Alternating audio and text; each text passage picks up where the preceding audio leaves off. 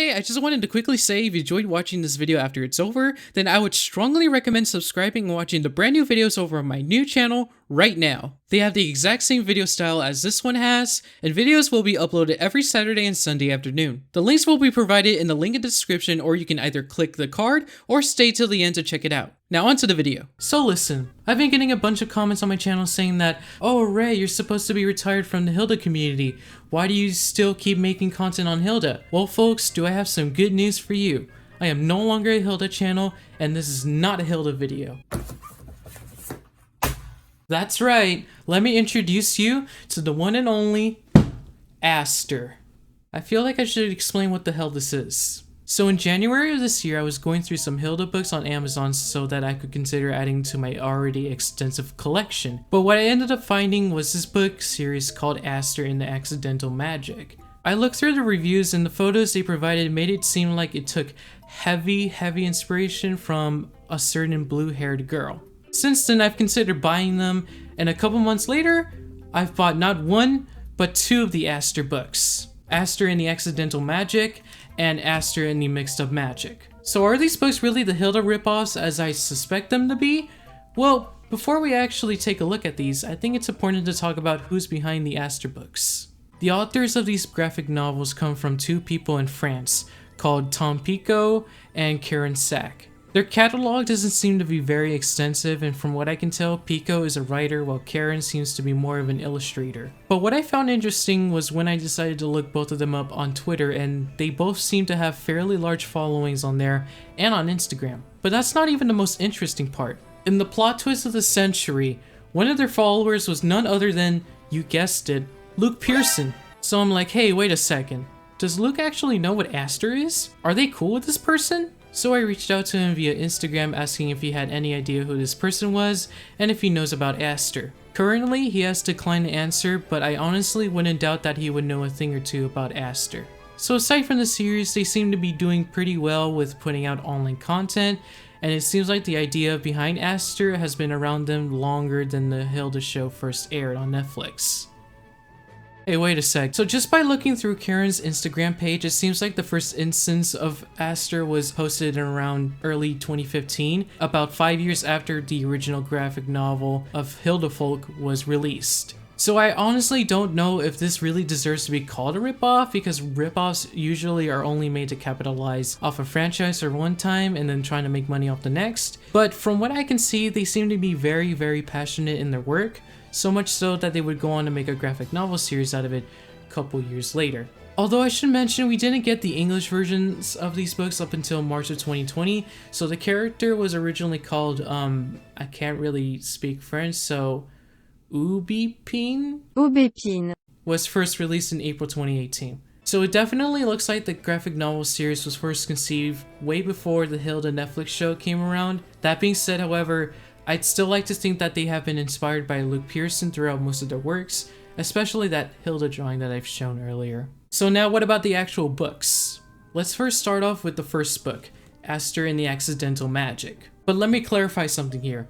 Even though it says Aster and the Accidental Magic, there's actually two separate stories in this book. With the first one being Aster makes some poorly thought through wishes. Hey look, there's a little raven there. The basic plot of the first one is that this girl named Aster just moved into a house near the mountains. After her brother leaves, they find out that a migration will be occurring and her mother is set on creating a machine that can stop it. After her dad gets upset at Aster for playing video games all day, he tells her to go outside and do something. So she ends up doing that and encounters one of the woolly dogs that are with this old lady who protects the mountains. That old lady tells Aster to keep one of the dogs, and they end up running into a trickster called Rapscallion who gives Aster 3 wishes. After 2 of those wishes results in Aster being able to talk to her dog but barks to everyone else, and end up with a bunch of monsters, they try and find the bird migration, which because the mom wasn't there results in the old lady dying. Yes, dying. Aster uses her 3rd wish to literally erase all reality as a trick, and after Buzz,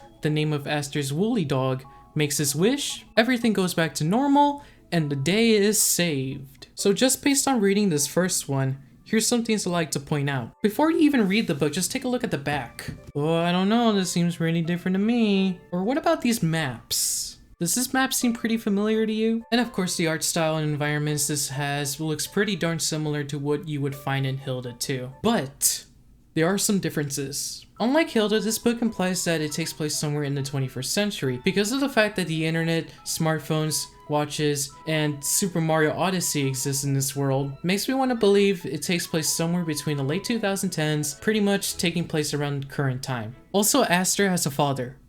Enough said. Mommy says you went to the store to get milk. Honestly, her mother though, based on the way she looks, likes to create stuff and uses advanced English, reminds me of Victoria Van Gale if Victoria was Hilda's mother. Also, because of the fact that Aster grew up in the age of the internet, she did not like going outside to do stuff at first. Whereas Hilda grew up in the wilderness throughout most of her life, so their roles in adapting into a new environment basically switch. Aster's pet can talk even after erasing all reality, as if we haven't already gotten enough media that involves talking dogs, upon other things that can be seen later on throughout all the stories.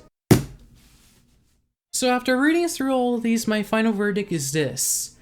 They're actually not bad. These are surprisingly good considering that I had expected them to be nothing more than just complete copies of an existing franchise. There are some things that some people like me may find similar to Hilda, like the ones I pointed out earlier. Like for example, these guys, the Chestnut Knights, look a little similar to the elves from Hilda. But similarities aside, these feel very, very different to what you would usually know Hilda for. Sure, you have a girl who likes adventuring just like Hilda, but she becomes friends with this lady that's 830 years old. The Chestnut Knights have to solve a prophecy by defeating a baby goat. In a ram that's upset, Aster told him to change his army name because of the amount of paperwork and meetings he had to do to have it become a registered trademark. You cannot make this up. The saying goes to never judge a book by its cover, and Aster is definitely one of those. Its art style and some of its characters feel inspired by Hilda, but the humor, writing, and story feels like I'm watching a good episode of Amphibia.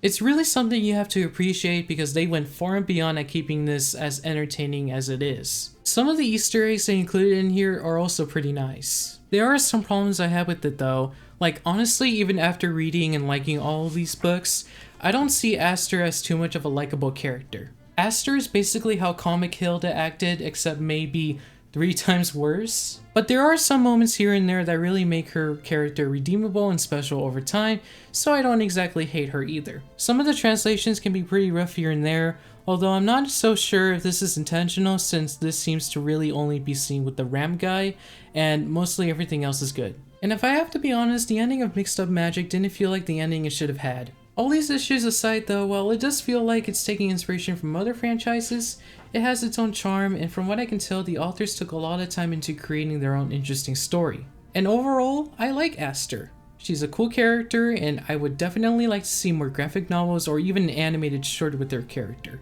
I like how it takes place in the modern world, and I like how its writing and humor stand out from the rest. I still feel like these could be better, but for what it is, these are not bad at all. And these feel like original creations that took inspiration. I think I'm gonna give both of these books a 7 out of 10. If you're a fan of the adventurous world that Hilda offers and the wacky humor that Amphibia has, I would definitely recommend getting at least one of these books for yourself to check out, because trust me, they are good. Hey, if you enjoyed this video, make sure to give it a like and subscribe to the channel for more videos like this. What are your thoughts on Aster? Let me know in the comments below. See ya!